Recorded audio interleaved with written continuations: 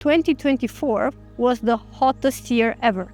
How does living through such milestones affect us as a collective? When I read this information, I was reminded of this dream that Freud talks about in his analysis of dreams, published at the beginning of the 20th century, where he recalls the dream of a man who dreams of the son sick in the bed, in the other room, and he dreams of this son getting to him saying, "Father, don't you see I'm burning?"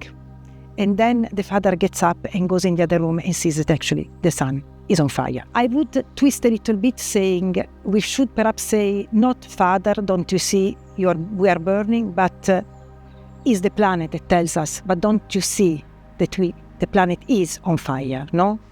And this is, of course, it's a very complicated situation because, as we know, it's more prominent in the global south rather than in the global north.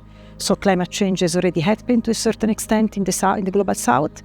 And nonetheless, now we are starting to experience in the global north. And collectively speaking, we're not ready, because this means that the nature that we've thought for centuries and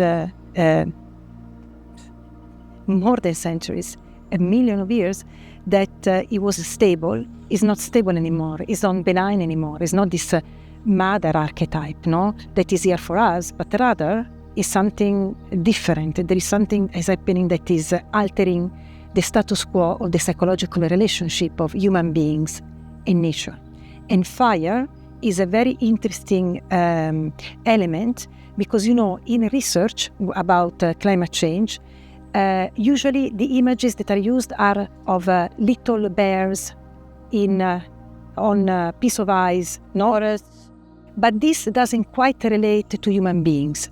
It has been proven that the words hot, heat, fire are the ones that really move much more the soul of the population. Having said that, we still have to wait for change yet.